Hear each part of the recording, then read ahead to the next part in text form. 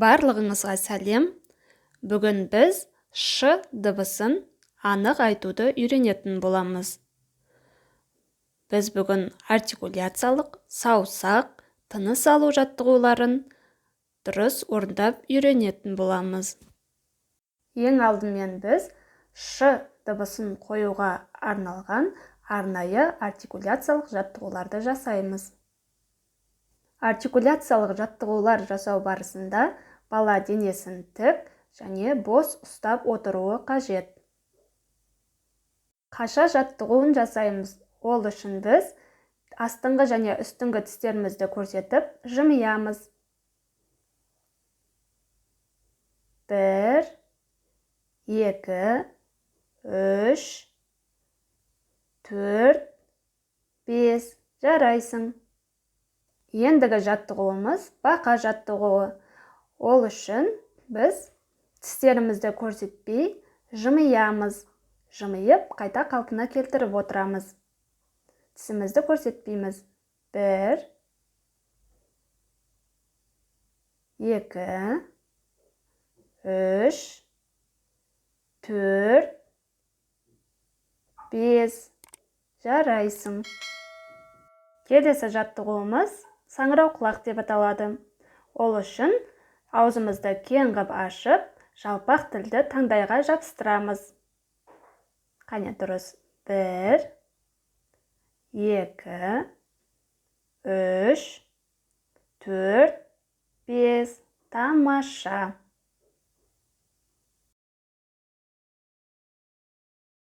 Келесі жаттығуымыз ат шауып келеді. Ол үшін біз таңдайымызды қағуымыз керек. Қане.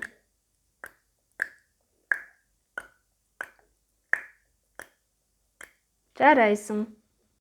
Артикуляциялық жаттығуларды жасап тілімізді қыздырып алғаннан кейін біз тыныс алу жаттығуларын жасаймыз. Қане, ыстық шайды үрлейміз деген жаттығуды жасайықшы. Ол үшін мұрнымызбен терең тыныс алып, аузымызбен шығарамыз. Қане.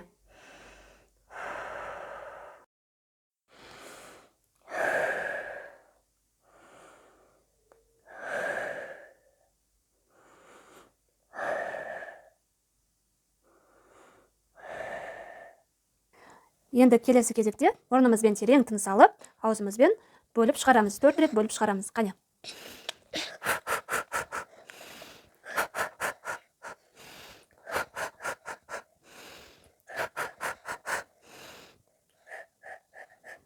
Тағы да.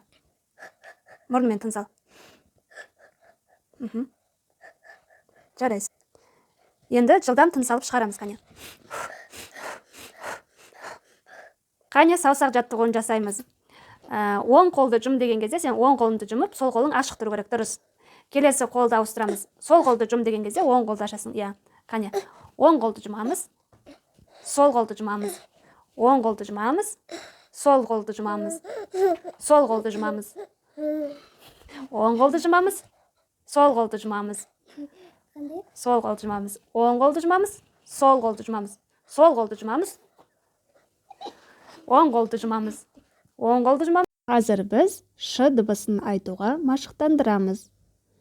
Ш дыбысы ауаның қатты екпінімен қойылатын дыбыс. Ол үшін біз қазір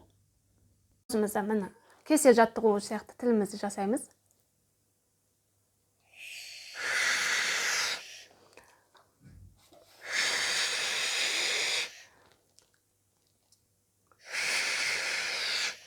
Балаға тілдің ұшын жоғары көтеріп ұстап отыруды ескертіп айтып отыру керек.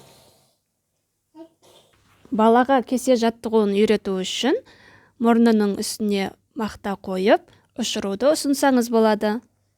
Қане мұрныңның үстіне мақтаны қой, ұшырамыз. Дұрыс. Тілімізді шығарып, үрлеу керек.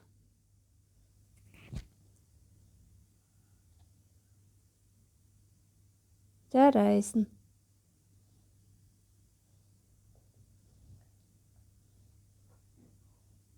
ш дыбысын айтқан кезде біздің тіліміздің ұшы жоғары көтеріліп, ерніміз, тістеріміз жабық, ерніміз алға созылады. Орман шулайды. Қане айтайықшы?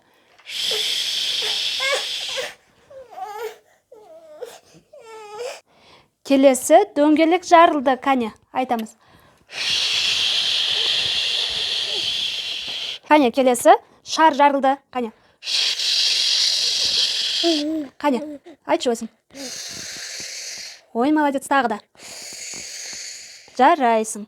Жаттығуларды жасау кезінде баланы шаршатып алмау үшін сергіту жаттығуын орындатуға болады. Ол үшін біз орнымыздан тұруымыз қажет.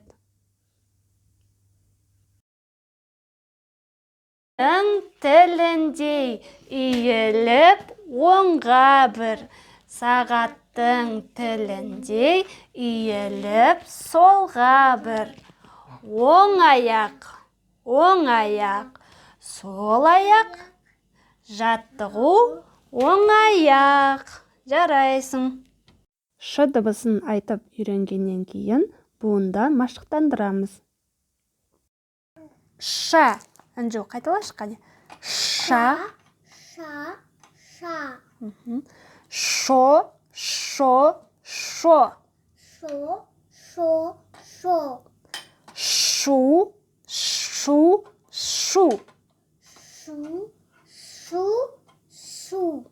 Дұрыс.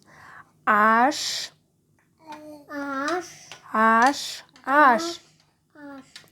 Ош. Уш.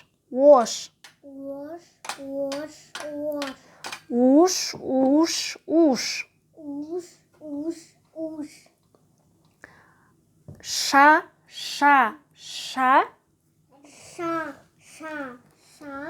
Тамаша. Шо.